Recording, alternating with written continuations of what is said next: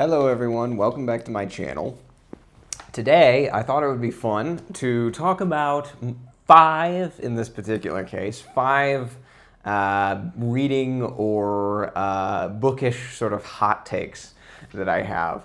I came up with this idea, or I decided I wanted to do this because of my last video, which was a not very good video, I will admit, about the talented Mr. Ripley.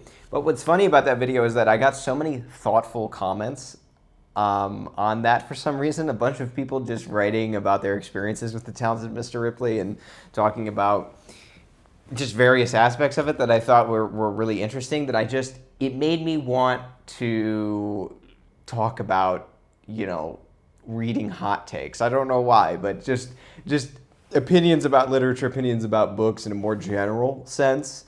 Especially because the comments were so great. I'd love to be able to make a part 2 to this video and address the comments on this video. If you have your own hot take about literature or reading or books or whatever, feel free to put that in the comments. I'd love to be able to respond to it in another video. That would be a lot of fun. A hot take, if you're not familiar, is just an opinion about something that might be controversial, but is largely just sort of idiomatic or idiosyncratic, something that's particular or more peculiar to you that some people might disagree with. Other people might be like, yes, exactly, I feel exactly the same way.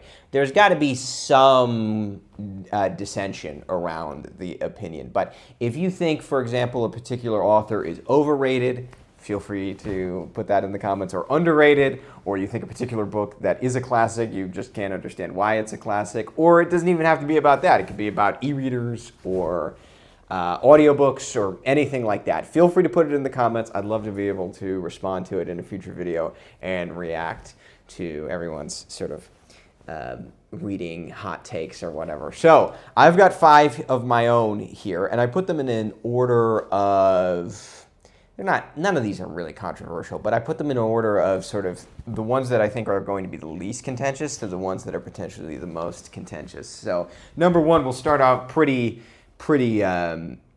not very contentious at all, but I personally think that biographies are underread, tragically underread. I feel like biography as an entire sort of genre is not as appreciated as it should be. I say that not just from my experience with talking with readers, but being a reader myself. I don't think that biographies take up nearly the amount of space on my TBR as they should, especially because I've had such great experiences with biographies. So it's really confusing to me why I don't buckle down and read more of them. I think that there are a couple of barriers of entries to biographies. Typically, they're quite long, which can be a bit daunting. Reading a long biography can be a little bit daunting.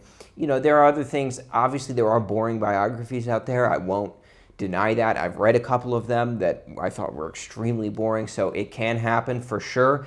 But the thing is I've read so many great biographies too. And when you're reading a great biography, it reminds you, or at least it reminds me, so much of a great novel. Because like a great novel, in many cases, you're living with a particular person and particular people for a long period of time, and you are in their world, and they're real to you in a certain sense. You're experiencing this world along with them. You're invested in their story, and you can see them change and develop over time.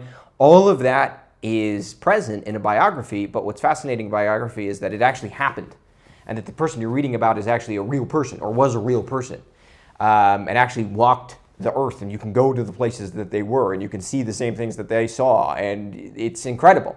Knowing that as you read a biography, assuming, of course, that it isn't a piece of, propaganda for this person, knowing that they were an actual real person who did the things that they're described as doing, going to the places that they're described as having gone to, and being able to do those things yourself or imagine those things actually taking place in the world, I think is absolutely fascinating. And speaking of that, it's also a wonderful way to experience or more intimately understand the world that they lived in. I love reading history. I really enjoy reading about particular times and particular places in the world that I will never be able to visit, especially because I don't have access to a time machine or something like that. So I love being able to access that through books on those given subjects and those particular times and those particular places.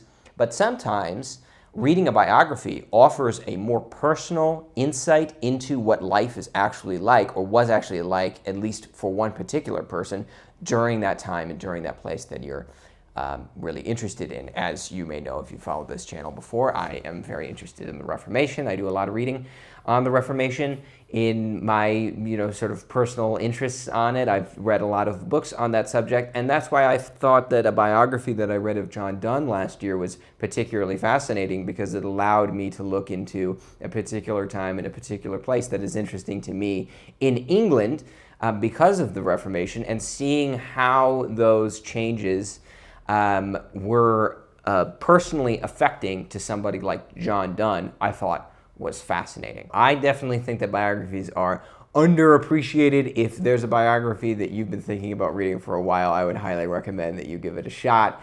And if you're looking at your TBR and there is no biographies on it, I would recommend throwing one on there. I think it can be quite enjoyable and very enlightening as well. Number two is you should DNF, do not finish. You should DNF a book if you don't like it. And I know a lot of people are going to agree with me on that, but I've also seen a bunch of people who disagree with that statement. And I put it on the list not only because I've seen people disagree with that statement, but because I also was somebody who disagreed with that statement for a long time. For a while, I thought that you shouldn't DNF a book because if you're not liking a book, that's understandable, but it might be because that book is challenging you in some way that might benefit you, either as a person or as a reader or whatever. That challenge might be worth it, but you'll only know if you're being challenged in a constructive way if you give the book its time and its space to work on you, and if you give it the chance to see exactly what it's doing and how it's doing that. And the only way to do that is to finish it. I was a literature student, if you can't tell. So that's why I thought that. I am no longer a literature student. And now when I read for fun. I read because I enjoy it. It's edifying in a lot of ways. It's educating. It educates me in so many interesting ways. I read not because it's on a syllabus, not because somebody's telling me to, but because I want to. And because of that, my opinions on a lot of things related to literature and books in general have changed. And one of those things is that I can appreciate the fact that books can challenge you. I've certainly felt challenged by books, but the practical reality of reading a book that you dislike sucks. It just does. And that's the reason why I think you should be able to abandon a book if you don't like reading it. Because the practical reality of reading a book that you don't like looks like this, at least in my particular case. You get distracted easily. You put the book down all the time and come up with reasons to do something else. The book drags on forever. It pushes other things that you want to read out of the way. The point is that your reading experience, an experience that should be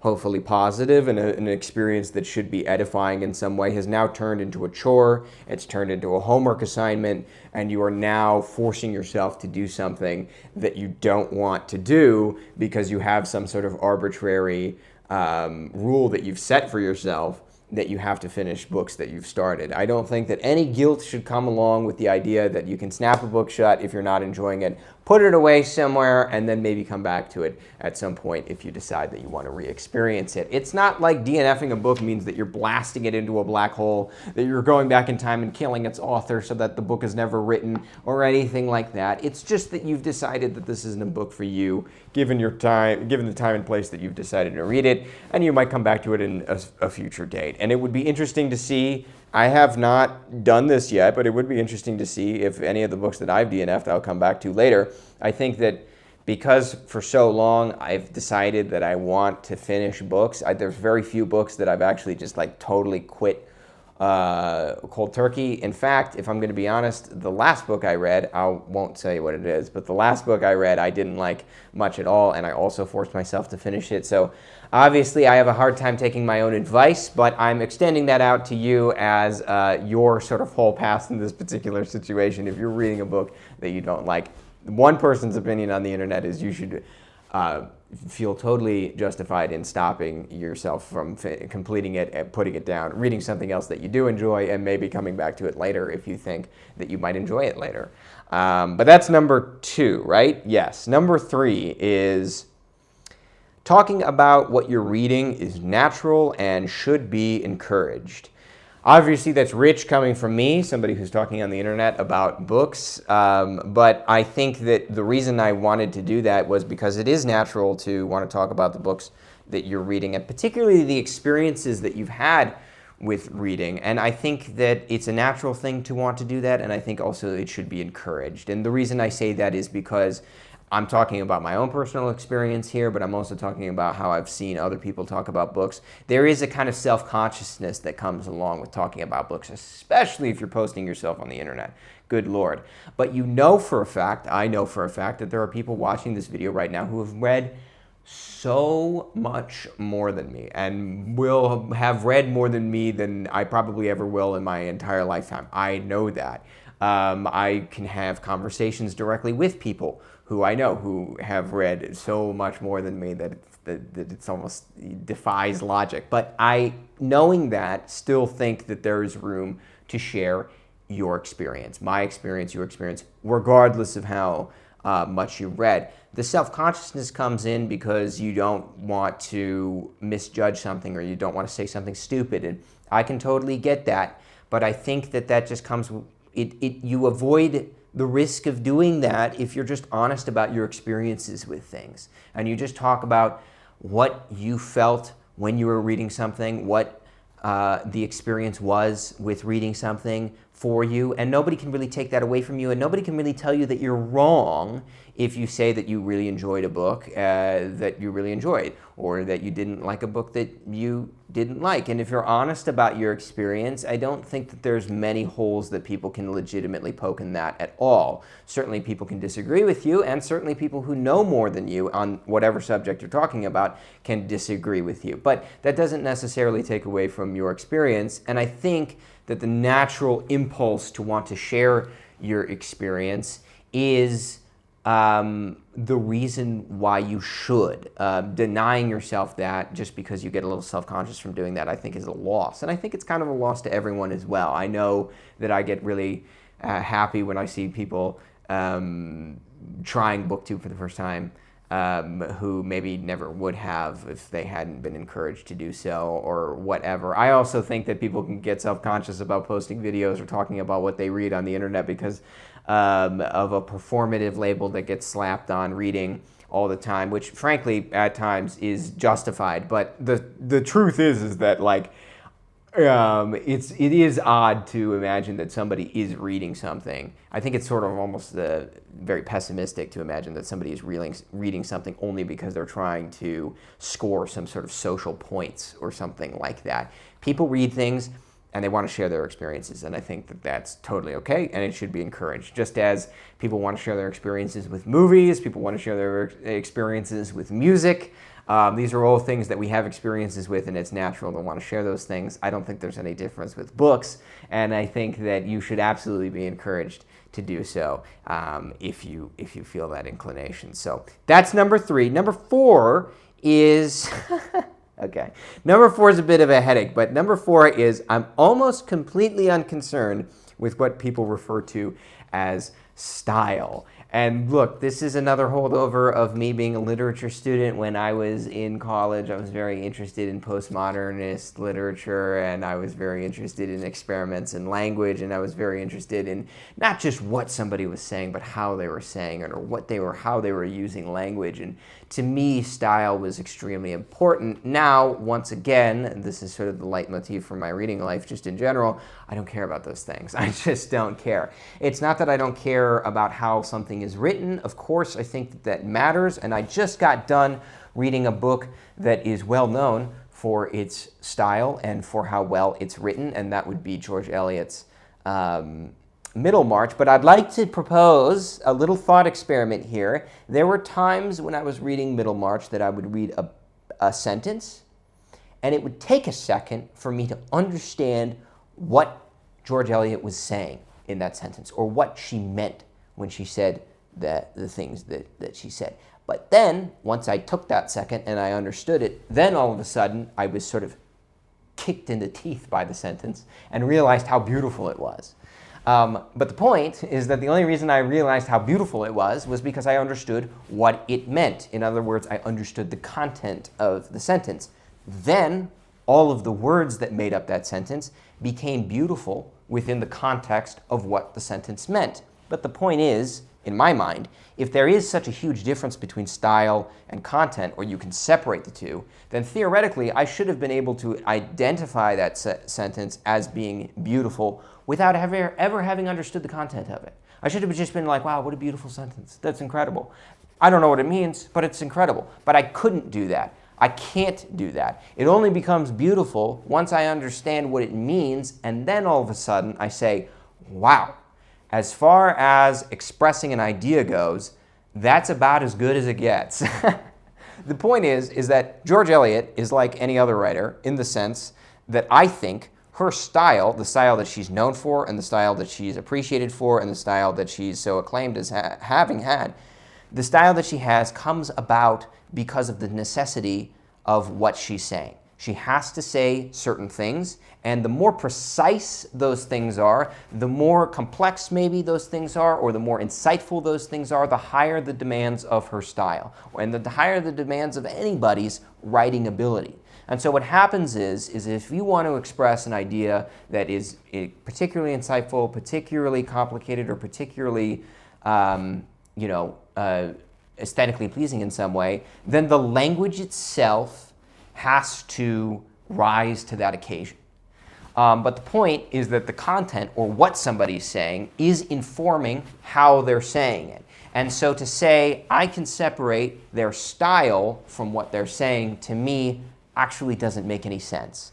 It doesn't make any sense to be able to separate what someone's saying from how they're saying it. What they're saying is informing how they're saying it. And so for me, running around and saying, well, this book is good, I like the story, I appreciate what the author's saying, but the style is not really for me. Doesn't make much sense.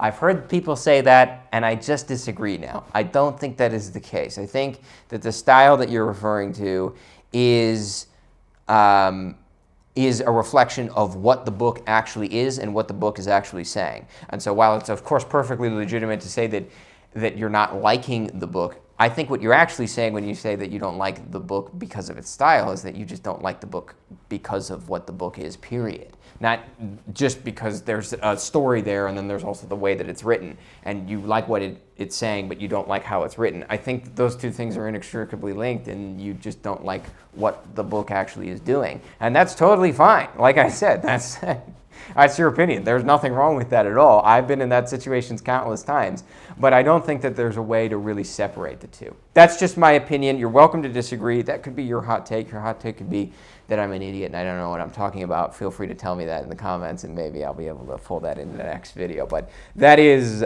number 4. And then number 5 is I don't give a fig about whether or not a book is signed or not. I have been shopping for used books, new and used books, for years now, and every time I do, in whatever city that I'm in, wherever I am, there's usually a section dedicated to signed books, or books. If you go to used bookstores, there'll be signed books along with antiquarian books, along with more rare and first edition copies. They'll all be in a more exclusive section. In bookstores, there might be a whole separate table with signed copies on it, or a whole separate bookshelf with signed copies of various books on it, and I just have never understood the appeal. I've never understood the appeal of that. Now, I understand that if it's like, a signed first edition of something like To the Lighthouse, well, that's, obviously fascinating, but that book will go for hundreds and hundreds of thousands of dollars. But in terms of the newest, John Green book or whatever. I don't quite understand what the appeal of getting a signed copy of a book like that is.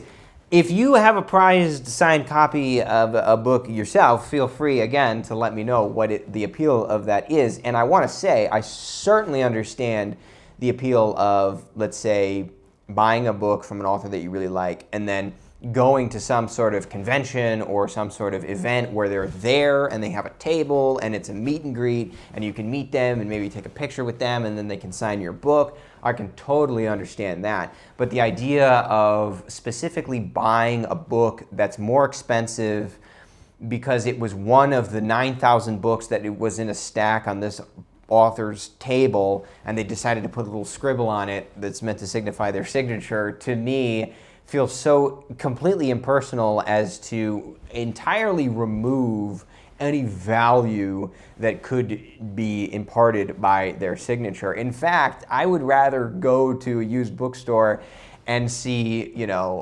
"Happy birthday, John, love, Jack," signed into a book than most authors, especially because, again, it just becomes weirdly expensive at a certain point. But the point is that I like that intimacy more than just the sort of what I feel like to be the very mechanical process of putting a signature in one of 10,000 books that's on this author's desk. It just doesn't quite come across to me as very significant. If an author was signing a book specifically for me, or if, like I said, I went to some event that they were at and they signed it and I was standing right in front of them and they were doing this in some sort of, meet and greet capacity, I can understand why that would matter and why that would be cool. But the other way around, you're paying extra for something that doesn't mean anything extra, in my opinion. And that's why I don't care at all about whether or not a book is signed. But those are my 5 hot takes. I hope none of those pissed you off.